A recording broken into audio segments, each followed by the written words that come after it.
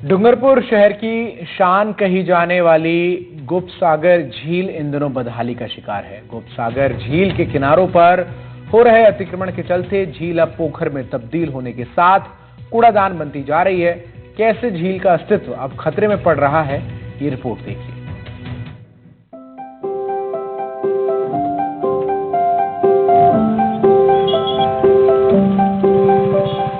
राजस्थान के डूंगरपुर की ऐतिहासिक और अनोखी पहचान इन दिनों अपनी बदहाली को रो रही है।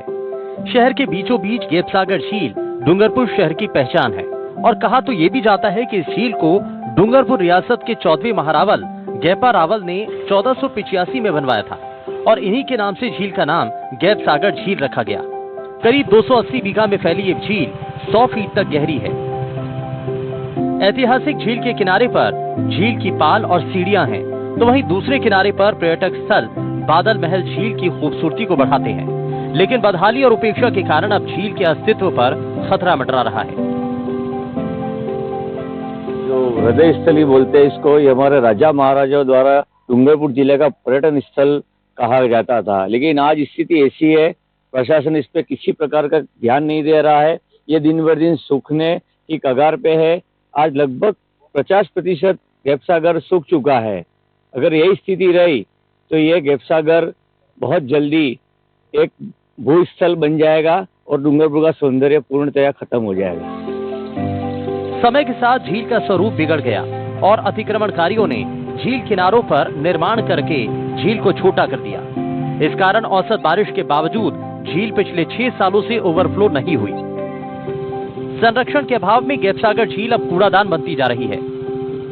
नगर परिषद गेपसागर को लेकर काफ़ी चिंतित है और हमने समय समय पर प्रशासन को अवगत कराया है कि जो एरिया कैचमेंट एरिया में है लेकिन वो पंचायत के अंदर आ रहा है, तो पंचायत उसको एनओसी वगैरह दे देती है, निर्माण स्वीकृति दे देती है और हमारे तक इसकी सूचना नहीं होती है।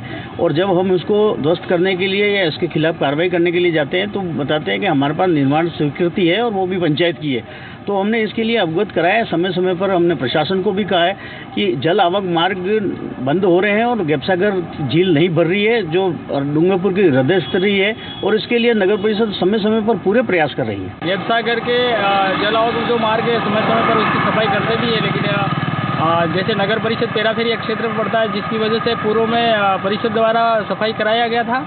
अभी हो सकता है अभी नहीं हुआ होगा, तो अभी कराएंगे। अवैध निर्माण तो ठीक है, उस नाले में कहीं निर्माण जल आवक मार्ग जहाँ पानी का आवक मार्ग है वहाँ तो इस प्रकार का कहीं निर्माण नहीं होता होगा, तो उधर जो मेरे एरिया में नहीं पड़ रहा है। कुछ सालों पहले तक हजारों की संख्या में प्रवासी पक्षी यहाँ आकर गेपसागर झील में अपना डेरा डालते थे, लेकिन झील में पानी कम हो जाने की वजह से और प्रदूषित होने के कारण अब झील में पक्षी कम आते हैं। लेकिन सवाल ये है कि कब झील की सफाई के काम को प्रशासन गंभीरता से लेता है। एनडीटीवी राजस्थान के लिए डूंगरपुर से परवेश जैन की रिपोर्ट।